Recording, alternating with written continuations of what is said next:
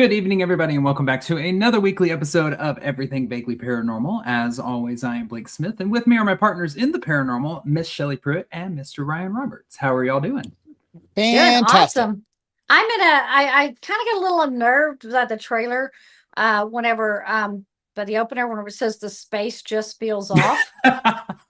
That's right, because you're at Old Park tonight. I am at Old Park. So if you are an Old Park Patreon member, you can go and watch. Actually, I'd kind of like for somebody to pull up the Patreon cameras and just make sure there ain't anything, about to come around a corner and get me, because I'm pretty much blinded by this light in my eyes.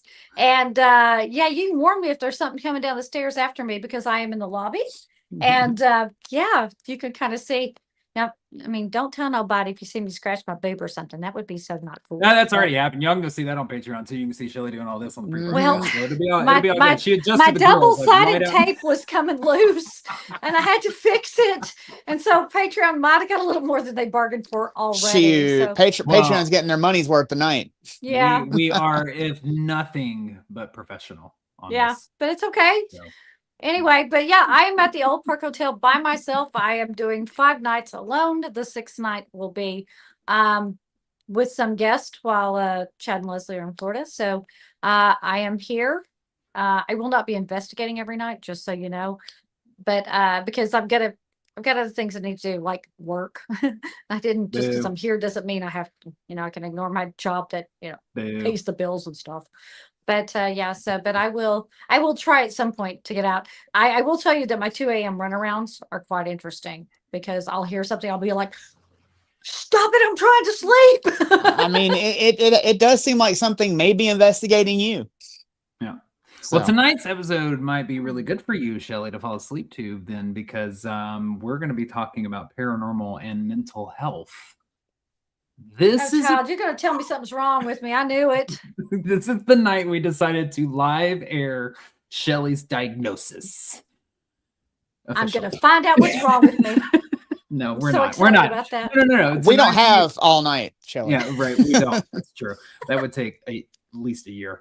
But anyways, no, tonight is the night that we are going to cross the worlds of the paranormal and mental health, because that's one thing that we always wonder about is we ask these questions like, are we haunting ourselves? Like what's really there? Like, are we crazy? Which we all know the answer to that for us three. Yes. That is a yes, a solid yes. So I'm really interested to talk to our guest tonight. So let's go ahead and get her on the screen. She is a counselor in training. She is also a spiritual practitioner and a Reiki master and teacher. Now, I will go ahead and put out the disclaimer. I refer to her as Mother. So if it slips tonight, it slips. However, let's welcome to the stage our guest, Michele Hunter. Hello. Hi, Michele. How are you doing? I'm good. See, you're already starting with the counseling. How are you doing? Can't help it. Are we allowed to answer that and not get that? No, I'm just kidding. So I'm very intrigued in this crossover of worlds between paranormal and mental health, because we used to do residential cases. We don't anymore.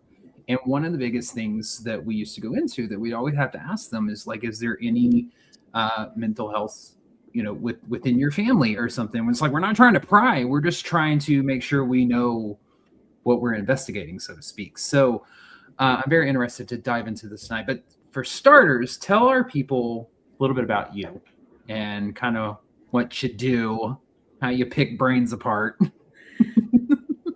I didn't always pick brains apart. So I spent 20 years in the medical field. I was a medic in the Air Force, got out of the Air Force and went right into the medical field. I worked in medical research doing mental health and thought, this is really interesting. I worked with schizophrenic patients doing drug testing for new medications. But no, it didn't happen then. It was like 20 years down the road. Well, thank you for your service, first and foremost. You. Yeah. Yes, it was amazing. I enjoyed my time. Absolutely. 100%. Don't regret it at all. it's jump started me into mental health. So I got busy, had kids, had a family, decided to go back to school later on, and I completed school just this month. And so I know, Yay, Congratulations. congratulations. So I completed school and I went from being in my internship to being a counselor in training, but I've been seeing clients for the last year and have regular clients that I see all the time. And that's what I do on a daily basis. And I'm a mom to everybody in this house. It's true. So how did your worlds of, well, I guess we talked about your mental health world, but the spiritual world, tell a little bit about that with whatever you're comfortable sharing. It actually started when I was really young. I didn't know it at the time because I had wonderful family who gaslit me. You said wonderful family. I was already on their side, and you said gaslighting. I'm like, what the hell? You didn't see that man in the corner. For months at a time. My mom was very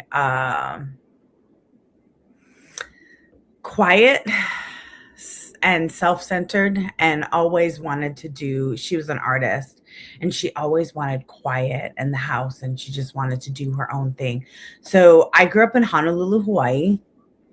And I was always put outside in the backyard, go have fun, go play, and would always just hang out in the backyard. And I would hang out with my neighbor who was like beyond the fence, and he had geese, and we would talk about his geese and how they ate the grass and the grass was perfectly cut.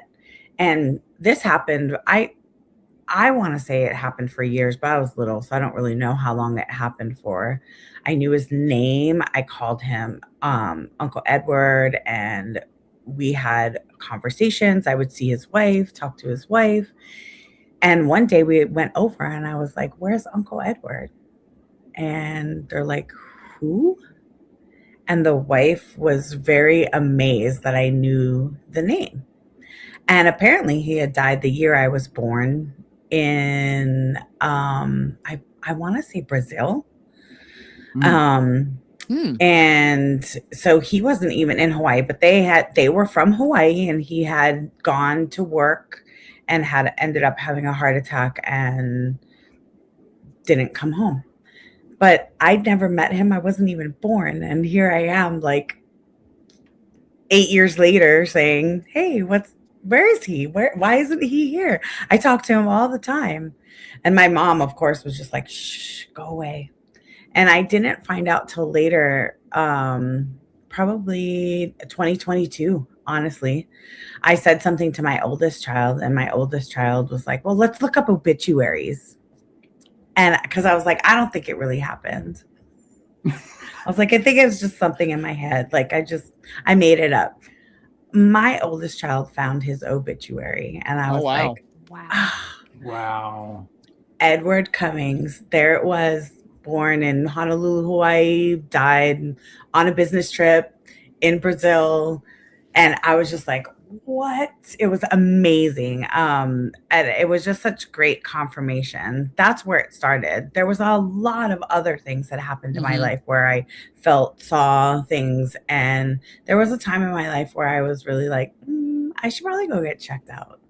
Now, did your mom also experience those sorts of things, or your dad? So it's on my mom's side. I do think my mom experiences things, and it's just been kept secret, and not largely talked about. I no longer have contact with my family, so I couldn't even ask. But I know my stepdad at one point had made a comment of, "No, it's just like you and your mom. You guys both see things." Oh. So yeah, I think my mom just didn't want to admit it. It was really scary for her. And so, but gaslighting your small child makes you think that you're crazy. So I did. I went and I got checked, and they were like, nope, nothing's wrong with you. And when I asked them to explain, they were like, we don't have any explanation for it. Sorry. We don't know why you saw your dead neighbor for years. Right. We have no explanation for that. We have no idea why you just know things all of a sudden. Like it just pops up. Yeah. No answer, but I wasn't, I always feel like responsible curiosity is healthier than having like rigid certainty. Mm-hmm. So being curious about it. And so, it was one of those things where it's like, oh, how do I tell the difference between like, is something actually happening with me where I'm picking these things up, or am I just going crazy? Let's see. So, and now I'm here doing it on my end. There you go. So, do you find it? Do you find it easier with some of your clients? I mean, does that gift do they come knocking, so to speak, whenever you're with your clients and you're like, I can't, chill out? That's what in your work, just like Blake said. Are you a medium? I'm just going to ask flat out. Yes. Are you a medium? Okay. And do you do any channeling, or is it just you see? So I try really hard not to channel in session because it's not about them. It's about the person in front of you. Mm-hmm. And it's one of those things where it's like, I really want to make sure that I'm in that present moment. If something comes through, something's, a spirit doesn't ever wait. They're just like, right. And I'm here. Hello. So if there's an important message, it's happened maybe twice. And I see clients every afternoon, every day of the week, including the weekend. So it's happened maybe twice. But I feel like spirit's really good at like, yeah, let's just stay in the moment right here.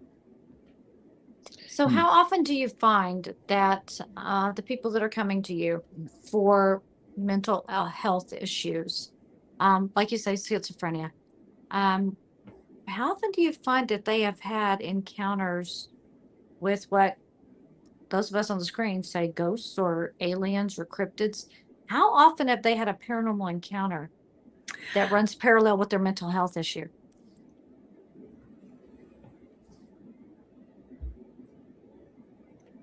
Maybe once. One time where you were certain that the mental health issue and the experience were directly related to that person's well-being in the moment. I believe in the moment what we call, so there is a diagnosis called borderline personality disorder. Mm-hmm. And borderline personality disorder got its name because it borders on psychotic and psychosis, right? So like there's a difference between like the total break in reality and the like almost break in reality. And it was one of those times where I was like, did that really happen? And it was the only time I'd ever questioned in my entire life, like, did that really happen though? Or were you in the middle of just a really, really highly emotional state and things were being seen that wasn't really there? And so it's only been one time, but almost all of my clients have experienced something paranormal. So you say you're putting it on this borderline though. And I know that anybody who's ever had a paranormal experience questions their own sanity. Did I really see that? Is there something wrong with me? So how do we know that we're just all not walking around out here, a bunch of us on the damn borderline? Because that's exactly what I was about to ask. We're having experiences literally right before we started. I am at the Old Park Hotel and I have been hearing bangs. I've already heard the top stair squeak twice. You must put pressure on that stair in order for it to make noise. And that was in the pre-broadcast. So I know I'm hearing it. I'm not imagining the noise. It's caught on cameras. Yeah. But why is it doing while I'm here? Y'all knock it off. I'm busy. Anyway. I think that's along the same lines of what I was about to ask. Is exactly that. It's like when someone says they have that paranormal experience, what is the first thing that you, as more trained in mental health, look for to determine, am I dealing with this or am I dealing with this? I think in the moment, we always want to believe somebody's experience. Mm-hmm. It's one of those things where it's like you have to be able to really listen and be able to go, oh goodness, like what are you experiencing, and not immediately write it off, right? So, and then you can look at like the impact of it and then the pattern of it. So mental health conditions will show up like as persistent patterns that affect how somebody functions in their daily life, right? So like if you have OCD, it literally, like if it's really bad, it affects how you live your life on a daily basis. Paranormal reports are often tied to like very specific environments or very specific events that have happened in that moment. Mm-hmm. And there's no pattern of behavior. And so when there's a pattern of behavior, then you can start questioning it. But when you start questioning it, you have to make sure that you're kind of coming from like, I'm always wanting to come from like a trauma informed space, right? So it's just automatic. So I approach it from a safety first kind of perspective. Like before assuming that anything is paranormal, I want to rule out like sleep issues, medical causes, substance use. People get frustrated, right? They're like, why are you asking me all these questions? Because I've been on home investigations as well. And it's like, you have to ask, are there any environmental hazards in this house? Do we smell gas? Do we like any psychological stressors? Like did you just lose somebody in the family? Is there a lot of grief going on? If somebody is hearing voices constantly, are they losing touch with reality? And there's questions that you can ask to like figure those kinds of things out. Or if like life is kind of falling apart for a person, which happens, it's unfortunate, but life falls apart. That's a mental health concern, and they deserve the professional support that I or somebody in my field can give them.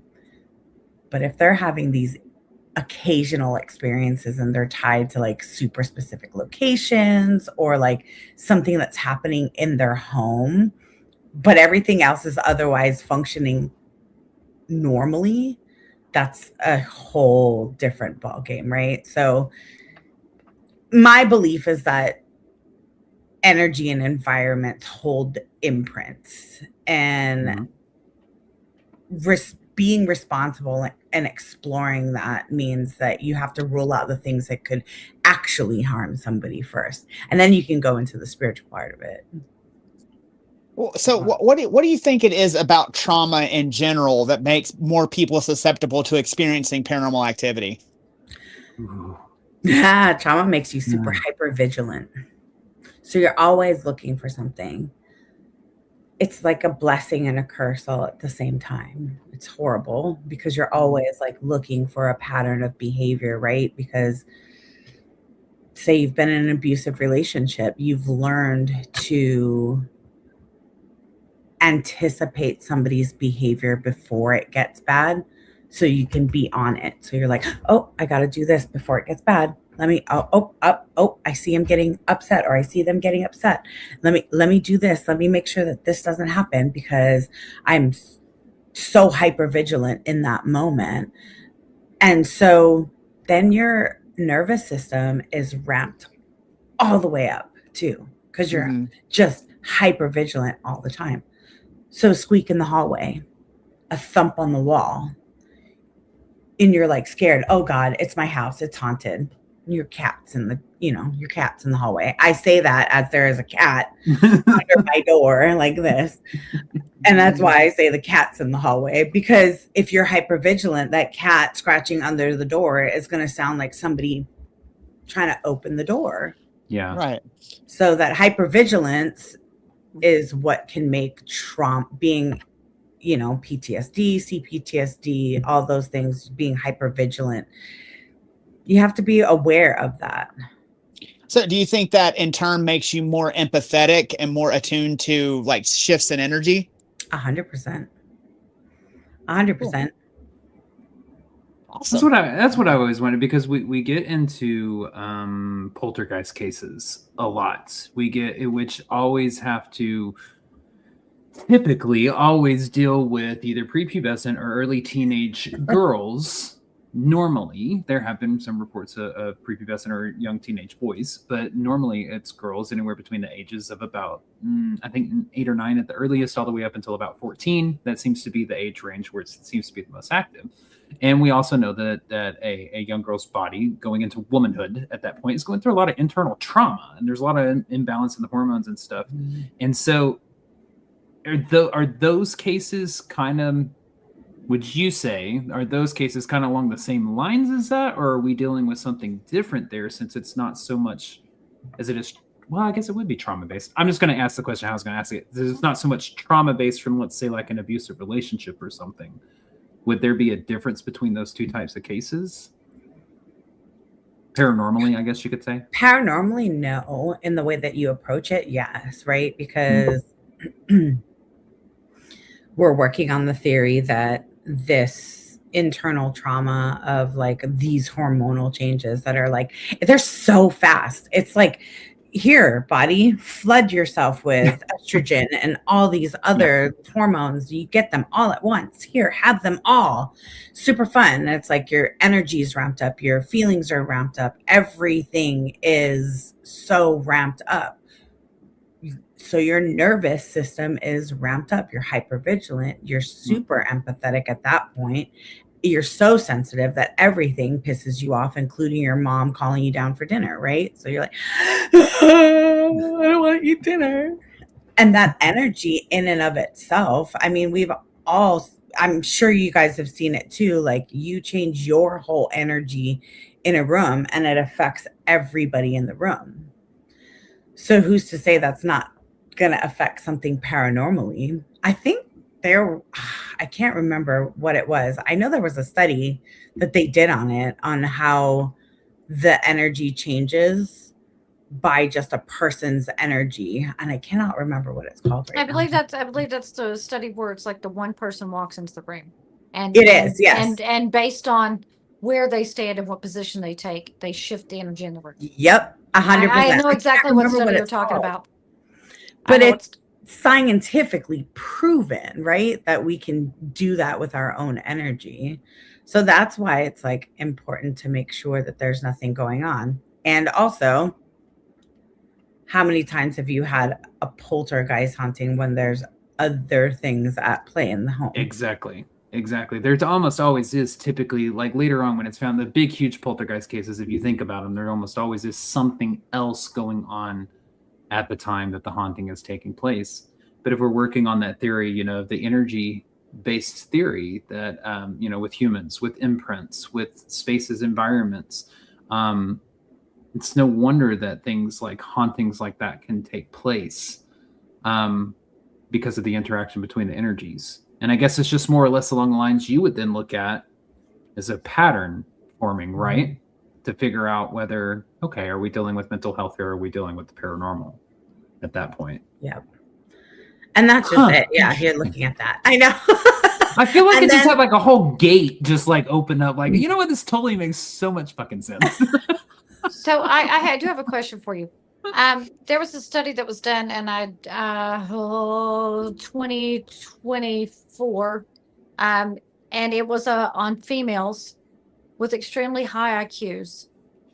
Actually, a lot of times are on the autism spectrum, and that they actually tend to have a lot of paranormal experiences. And I believe that this was University of Columbia that did this study in 2024. Do you know anything about this? I have not heard about that. That's actually very interesting. Okay, so this is one of the way it was they had taken females that had been diagnosed with autism young, and then they'd done IQ tests on them, and then they took females that had an IQ test done, and then they tested them to see if they were on the autistic scale. Then they drew a parallel to unusual experiences. And it turns out females with very high IQs on the autistic spectrum tend to be very influenced by energies, by paranormal activity. I just wondered if you knew anything about that, if you'd ever experienced that or ever had a client come to you and that those factors lined up. Because I'd never heard of the study before and I found it and I was fascinated reading it. I mean, it lines up for me personally. But I have not heard that study. I honestly, I'd love to look at that. I believe study. it's University of Columbia. I believe it was 2024. That is fascinating. I've never heard about that study either. That's awesome. I have to look into that. Though. I mean, now, I don't know if I'm on the autism scale, but I do have a lot of OCDs. I have a lot of, they'll tell you I am, because I have a lot of very time obsessed. I have a lot of things I have to do in certain orders. I pack and repack my bags because it has to be just so, or I can't travel because I'll forget something. I have a lot of the OCD, that kind of stuff. And I used to be the one that washed my hands 30 or 40 times a day. I'm good. I'm down to about, 10 or 12 now. I got it under control. But I do have a lot of paranormal experiences, always have. I do have it under control. Shut up, Blake. I'm not saying anything. I'm just, all of a sudden there's just going to be a paddy wagon that shows up outside, and you're just going to be carried a couple away of white coats. At itself. But I've had paranormal experiences ever since I was little. Yeah. Get any stretch of the imagination that I'm crazy, that I'm out of touch. I do have a high IQ. I'm a smart person. You'd never know it by listening to the show. But yeah, so I was just wondering if you knew anything about something like that. I'm trying to do a little self-diagnosis, just bear with me here. Not the free self-diagnosis. Stop it, girl. We're not making her work tonight. That's true. Charge for this shit. I know. You'll get your invoice in the mail, Shelley. Send it to me. I mean, if you think about it, it would make sense. I feel like, the autism is a spectrum. So it's like, you're on it, whether like you have ADHD, some people with OCD, it's also like, it's one of those things where it's like, now ADHD, they put you on, you're on the spectrum. And it's just this way of explaining. No, never mind. I'm not going to share that theory. No, please. Be like crackpot. I feel like it's evolutionary. I feel like it's an evolutionary thing. Like everybody is literally on the spectrum lately. And it's just like, why are we all on the spectrum? Right. But one of the things about people on the spectrum is that we're really empathetic, right? So we have a lot of compassion for others. Most of the time it's because we've been treated differently our whole lives. We never really fit in. We never really were able to like have friends for long periods of time. We would have friends for a short period of time, and then we would do something weird and people would be like, oh, never mind, we're not gonna be friends anymore. And so it's one of those things where it's like, when you're super empathetic, why wouldn't you pick up on the energy that's around you? Even if it's just environmental energy, you pick up on everybody else's energy, don't you? If somebody's sitting next to you and they're like in a bad mood, you probably pick up on it immediately. Yeah, exactly. So, and so one of the questions just came in was, do you think it's because there's more testing now versus 20 years ago? No. No. No. Oh, the only reason I answer that so quickly is if you met my grandfather, you'd be like, dude, you are autistic as fuck. Gotcha. Well, I think maybe they're wording it as like, do you think that it seems like everybody's on the spectrum now because there is more testing available, so more people are getting tested and diagnosed? Therefore, it's being reported more, I guess you could say. I think it gets reported more, but we used to report it. So we reported it in different ways back in the day, right? So like Asperger's, it's not a diagnosis anymore. It is just, you're on the spectrum. So that would be an opposite side of the spectrum, right? Where you're emotionally unavailable and you can't really read other people's emotions. So that's why it's a spectrum, because you're like, we're on this side of the spectrum where we're like all empathetic and we can feel everything. We're like, this is painful. And they're on the other spectrum and they're like, I don't feel anybody's energy. This is kind of great. Like, Can we go visit that side sometime? Right? And so they just like they seem very self-centered sometimes because it's just like they're just thinking about themselves. They don't take other people into consideration sometimes. But it's Asperger's. What was the other one? Idiot savant. Yeah. So we had words for them. Now we're just like, let's explain it in a way where we're not putting you in one little box. You can be on the rainbow spectrum. You know what, for me though, I'd like to know what box I'm supposed to get in because I need to know where to start. You can't just throw me in the ocean and teach me to swim. Give me the kiddie pool and I'll work my way up to the ocean. I need a box so that I can say, okay, I can do this, and now that I figured this out, I can move to the next box. It's not grade school, Shelley. Yeah, I know, but that to me would be easier to understand. It's nice to have an explanation of why. Also, it helps us, like in therapy, it helps us to be able to go, hey, look, you have ADHD. Cognitive behavioral therapy is really great at treating ADHD. Or you have OCD. Exposure therapy is a really great way to treat OCD. So now we have a path as well. It's like, no, we are not exposed. I'm a germaphobe. No way. So we've established that people who are on the spectrum or are neurodivergent do tend to experience more. Do you think that there are people that are neurotypical that experience anything as well, or do you think we're just more wired to pick up on it? I think my own personal opinion would be that I feel like neurotypical people will go to logic first, immediately. So neurotypical people would be like, oh, it's the house settling. Blake knows what I'm talking about. It is an excuse that's been used in our house when things are like going crazy, and it's just, never mind, we're just going to ignore it. It's the house settling. But it's one of those things where it's like, I feel like neurotypical people will go for the logic first. Did something turn on? Is there a noise outside? What could have been that shadow? When like neurospicy people are like, they feel the whole shift. So when a shadow goes down the hallway, whether we see it or not, we're like, what was that? The whole air shifted. We like feel it. Somebody else will have seen it, but we're like, oh, what was that? I felt that. And we could just not see it at all. But I think everybody experiences it if they're open enough to it. It's about being open-minded. Well, that's where we come to that. I'm sorry, Blake. That's where we come to that basic human instinct of that if you're walking down a dark alley, your survival instinct will kick in.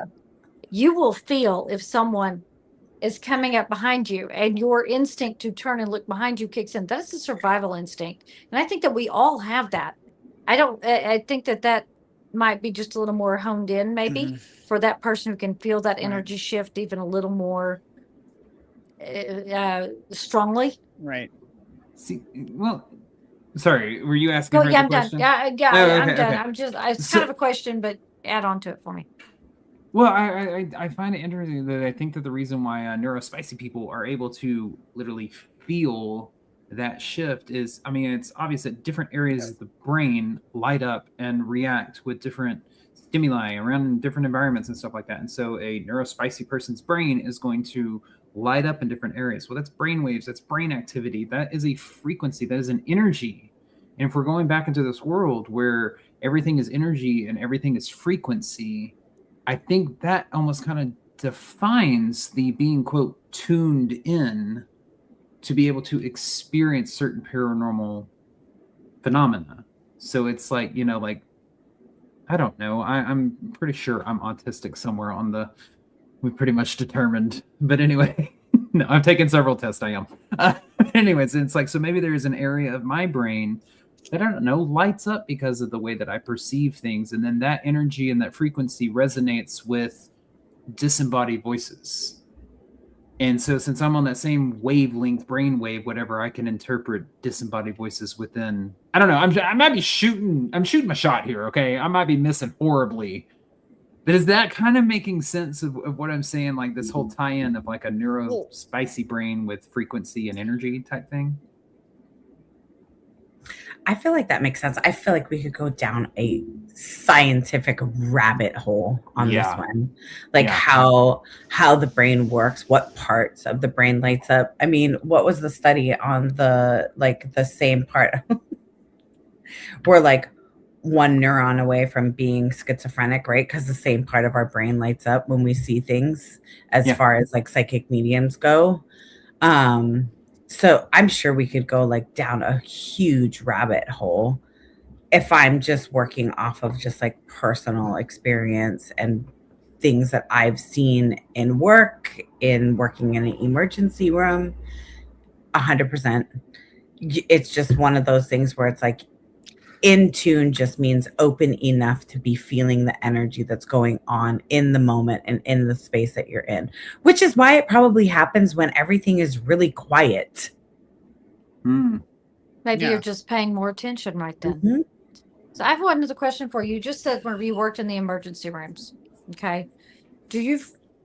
Has it been your experience in dealing with clients that those that have had near-death experiences are more susceptible to the paranormal? Maybe they've seen the angel. Maybe they've had, seen them floating above their own body with the out-of-body experience.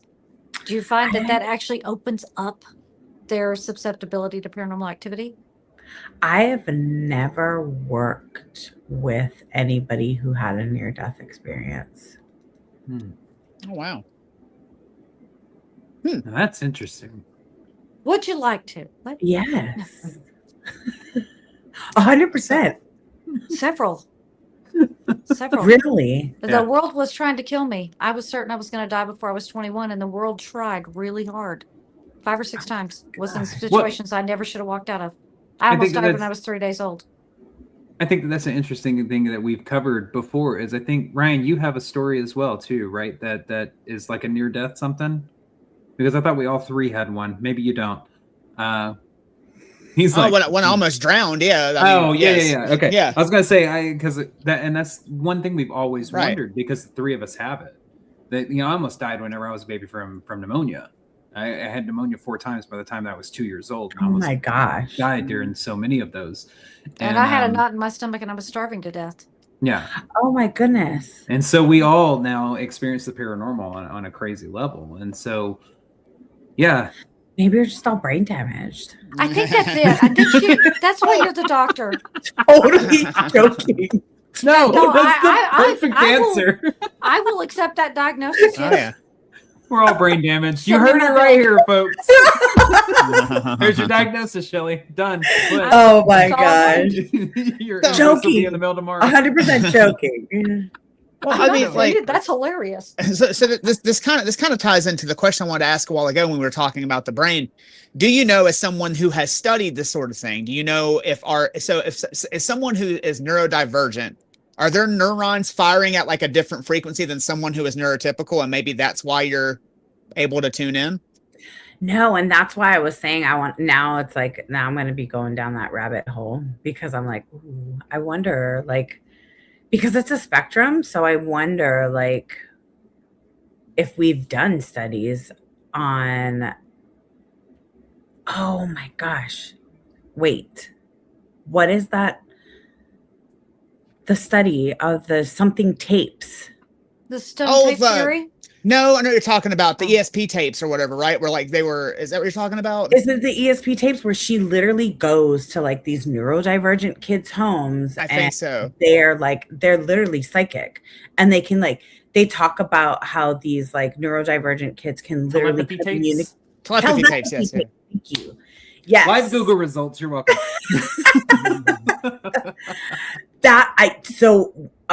When we took a road trip to Arizona for my clinicals for school, and we got sucked into those tapes, and I've been in school for the last 4 years. Haven't had a chance to even like touch on the stuff that I want to touch on. And now I'm just like, ooh, there's all these rabbit holes that I want to go down.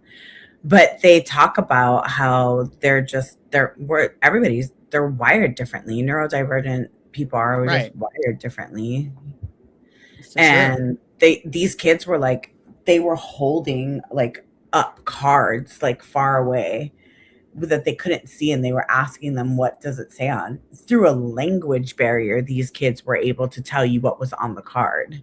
It was crazy. Mm-hmm.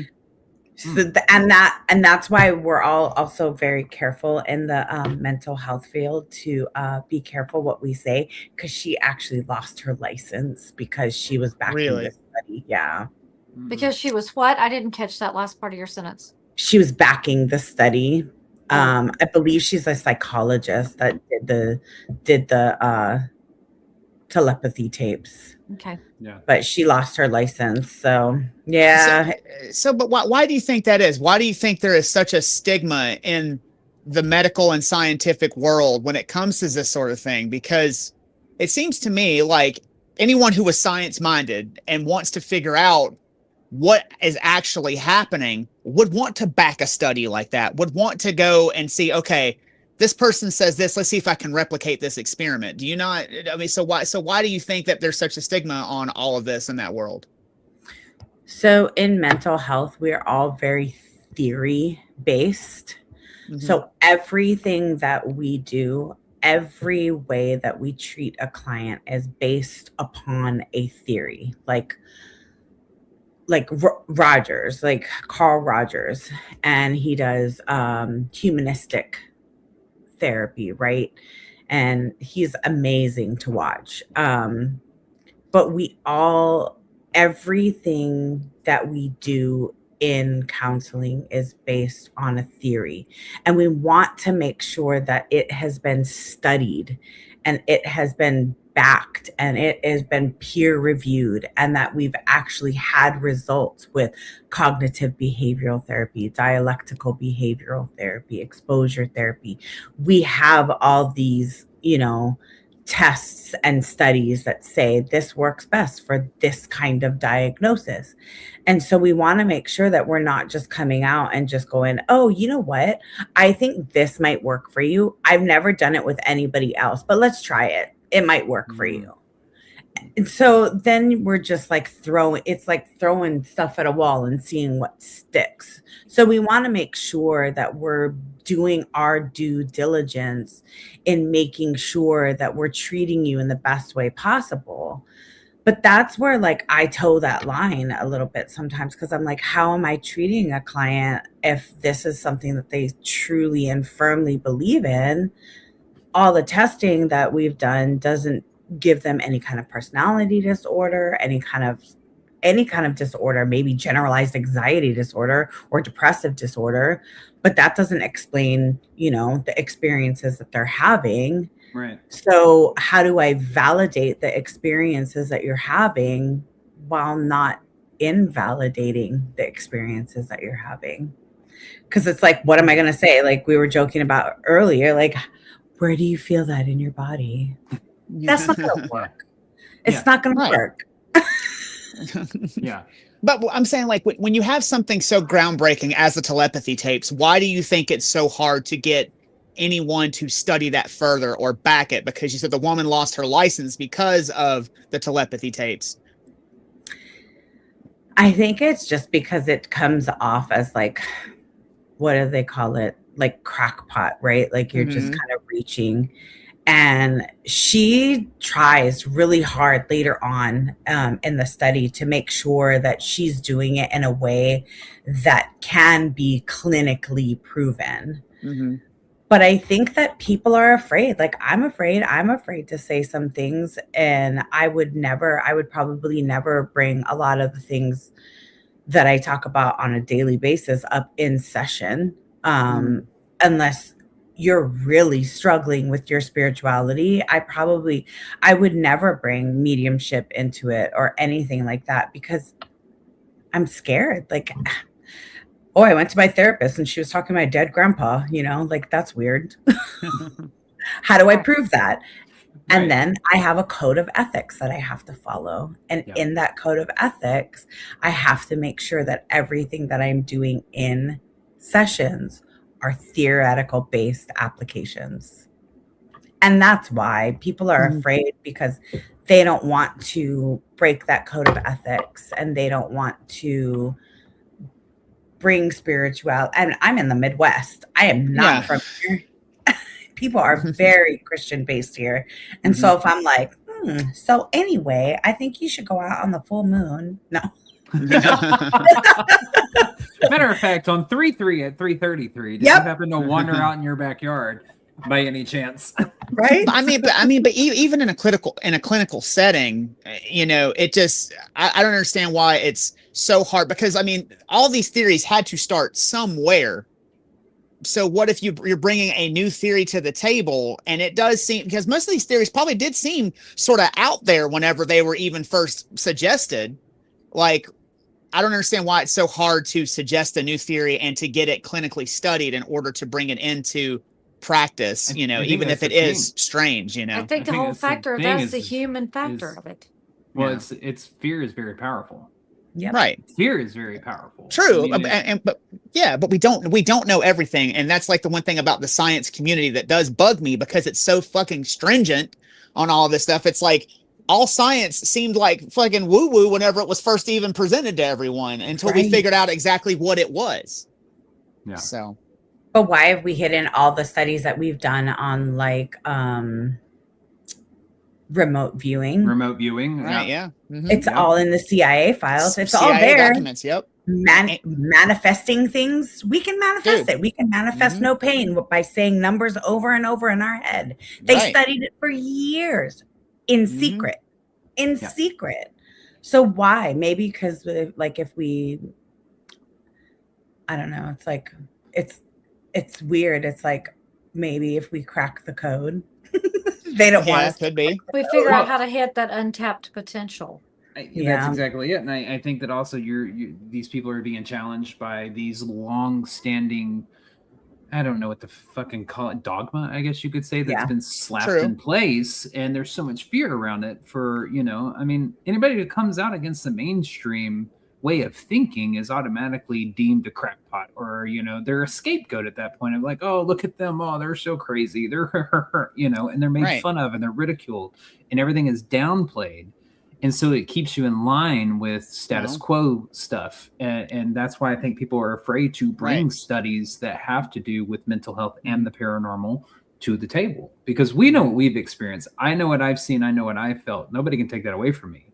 Right. I've recently been embracing mediumship and being called a medium. That one's taken me a long time to get used to. But for me to say, well, yeah, I saw a man walk across the room. Well, yeah, half the people are going to look at me like I'm fucking crazy because it goes against what they believe. However, I tell you three, and y'all are like, "Oh yeah, what did he look like?" I'm like, well, I want to see him. Right. You'd have been right up your alley, Shelly. Old, heavier set. Should have asked him if he was single for you. You should have. I'll take a ghosty boyfriend. I do have a question for you, Michelle. This is one that I see a lot, just in the amount of people that we meet. That a lot of times people involved in the paranormal field, a lot of them suffer with depression, like big depression, heavy depression. Some of them needing medication for it. My question is, if you have treated someone with depression who has a lot of paranormal experiences, and once they got that depression under control, controllable, and they were out of that dark space, did their experiences go away? I haven't worked with any clients like that, but I've had friends like that.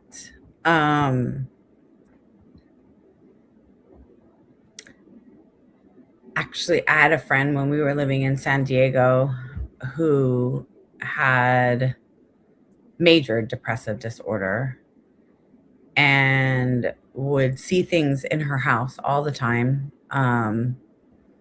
Hear things. What was the water would run, like the shower would go on in the middle of the night. The toilet would flush, like actual things were happening. And the depression came along with the not knowing of like feeling like, oh my gosh, am I crazy? crazy?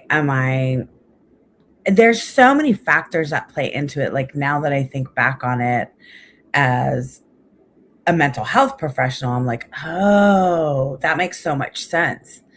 And then all of a sudden you get on your Zoloft and you're not having the same experiences that you were having before. But I can also remember her telling me that it feels like everything has been muted. Yeah. And it's like dull and almost like she took a step outside of herself and she was like watching things happen through herself. And she didn't like being on the medication that much, but she enjoyed the not feeling so deeply depressed. But the depression was still there. Yeah. And that's why mental. medication is so important to pair medication with actual therapy. Because medication is 20% of it. Counseling is 80% of it. Because you have to retreat your brain. Your brain's doing something to you that it's not supposed to be doing. And you can teach your brain. But yeah. So you've never known of anybody that once that they kind of got that symptom, that sickness under control, that they just completely stopped with any kind of experiences they might have been having? I've never worked with anybody or. I was just wondering if there was a link there. It seems it's something that I've observed. And guys, we all know a lot of people in the paranormal that struggle a lot with either anxiety or depression or both. So I was just curious if they fixed me, would it? I have anxiety. If they fixed me, would I stop getting so much cool stuff happening? Girl, who doesn't have anxiety today? For real. No, you would still get the aggressive, slimy sleazeballs that like to come at you, Shelly, whenever we're in an investigation. You're perfectly fine. That's who comes for me. Yep. Oh. If they're mean, they're aggressive, and they want to fight somebody, they come find me. Child, I'm the wrong one. Yeah. Ryan gets the women and children, and I get the ones that need help. Oh. So that's just how we divide and conquer spirits at a haunted location.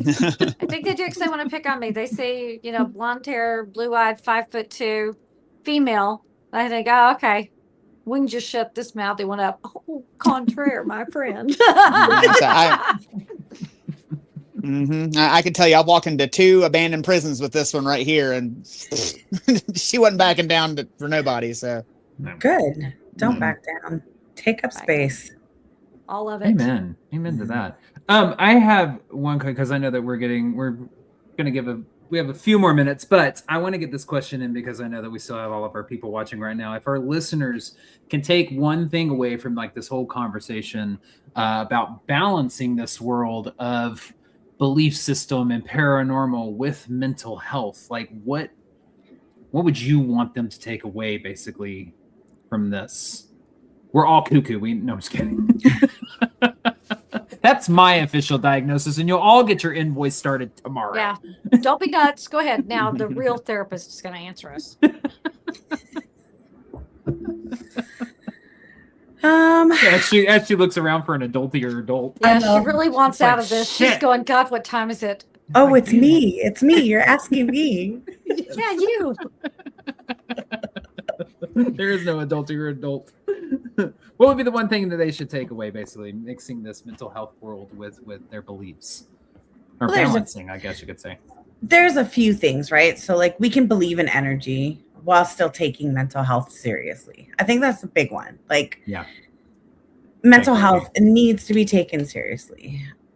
We have to make sure that our safety, our sleep, our stability, we're looking at the things that are happening in our lives, right? And we support in a way where that's appropriate. That's always going to be like me. That's where I come from. And then we can respect spiritual interpretations without making it into is pathologizing people a word? Pathologizing. Pathologizing, yeah. Is that a Yes, word? Is that a pathologizing. word? Mhm. Yeah, I'm like, I that's believe just so. like a I think big- so. Like not making it, pathological. We don't need a diagnosis. We can respect that spiritual interpretation. Science can explain the mechanism of it, and spirituality can give us meaning. I like that. love that. I love that because that's kind of the way that I believe, is that a lot of the times we get lost in this debate of shows that I watch or even shows that have been on TV, ghost shows, paranormal shows and everything. They get into this massive debate that you can't have one, you can only have one or the other. You can't have both. And my belief is that you can have both. You can respect science and psychology and mental health and hold it over here. And you can also have a very powerful belief system that you believe to be true over here. And for me, I believe in fucking ghosts. I've seen too much shit to I've seen say 'em. otherwise, I'm sorry. Like somebody could just be, no, they're just not real, blah, blah, and give me every reason in the book that they're not real. And I'm going to look at them and go, well, that's the way you think. Right. Yes, I wish, and going back a little bit to what Ryan was saying, was like, I wish we could get to a place where we could almost kind of marry those two worlds, where it's like, why can't we put these belief systems to the test, so to speak, with a little bit of scientific method, if we can, to try to recreate certain elements behind it so we can have a little bit more proof. But I don't think that we're there yet at all, or anywhere close to it, because you're going to have crisis of faith and you're going to have questions beyond that anybody can answer. So I don't know. I think that's a great takeaway. I agree. Yeah. Two things can exist at once. It's dialectical behavioral therapy in and of itself, dichotomy. We've got it. Two things can exist at once, and it's okay. It's all right. I love All right. that. You'll all survive. Well, Ryan, and with that- Well, I was just going That's- to make sure y'all didn't have any final questions. No, or anything no. I like that. Y'all love wanted to that. ask? I just want to know, is there a spot that if someone needed to or wanted to talk to you, where they could find you, Michele? As of right now, I don't.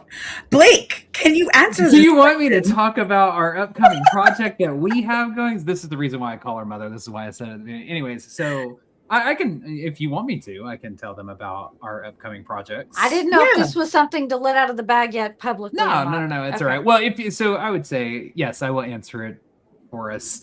If you are interested in working with Michele, one of the things that we are building is a business called House of Many Paths. We're in the process of building that right now with websites. We have social pages that are up and running: YouTube, Facebook, Instagram, House of Many Paths. But it is going to be a combination of spiritual work and therapy as well.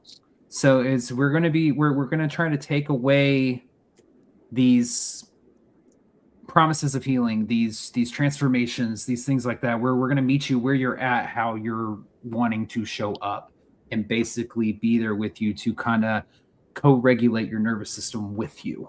So it's not just all about, here, we're going to fire all these things at you and boom, you're going to be healed. No, it's not that. We're going to sit with you and help you with it. So that is one way that you can get in touch with Michele. And then Conversations with Mother will also be starting pretty soon. If you want some more therapy informed conversations, it's going to be a queer-led podcast. We are going to be the two hosts on it, and we're going to be tackling all kinds of systems that we were conditioned in and raised in and have been dismantling our entire lives. So it's going to be a fun. So there's a couple of other areas you can catch. I love that you're like, Blake, take it. That's good. I just didn't know how much of it y'all were ready to do. That's why I was going to give Michele the opportunity to answer, because but she threw it to you. So yeah, well, Okay. and I think with that, Blake, why don't you tell them everything they need to know? All right, hang with us a little bit and we will wrap this up. Couple of announcements. If you want to support the show directly, check out our Patreon page, patreon.com/EVP podcast. For just $5 a month, you'll unlock over 400 Patreon exclusive videos, including the pre and post broadcast, which are the 30 minutes before and the 30 minutes after this live broadcast. So you get an additional hour with us each week. And remember, we do have the risk-free 7-day trial if you want to try it out. Make sure you stay connected to us. Follow us on Facebook, YouTube, and many more by searching Everything Vaguely Paranormal and looking for the green sound wave. And remember, you can catch us live every Tuesday night at 8 p.m. Central Standard Time on Facebook and YouTube. Go subscribe to our Eventbrite page. We do have investigation tickets on sale, and we will be posting Broadhead Manor tickets pretty quick. So get over there and get subscribed. To make it easier, we've added all our links to our link tree, which will be on the Everything Vaguely Paranormal Facebook and X profiles Wednesday morning at 9 a.m. Central Standard Time, as well as in all of our show notes for you audio listeners, or you can search linktr.ee/Everything Vaguely Paranormal. We are grateful for your continued support. Every like, comment, share, and download keeps the adventures alive. So if you have a favorite episode, share it with your friends. One of the easiest things you can do to help out our show and its rankings, wherever you get your audio from, head over there and simply download our episodes and leave us a review. If you have a story, comment, or question, or would like to be a guest on the show or have us as guests on your show, you can email us at theevppod@gmail.com. That is THEEVPPOD@gmail.com. Go like, share, and subscribe to that YouTube channel. Say hello. Leave us a review. Let us know you're here. Well, we thank y'all so much for joining us for another weekly episode of Everything Vaguely Paranormal. For myself, I am Blake Smith. For my partners in the paranormal, Miss Shelley Pruitt, Mr. Ryan Roberts, and our wonderful special guest, Mother, aka Michele Hunter. Thank you very much for joining us. We had a blast getting to talk with you. And as always, y'all, we love y'all, and we will see you next Tuesday. Bye-bye. Bye, y'all. Bye.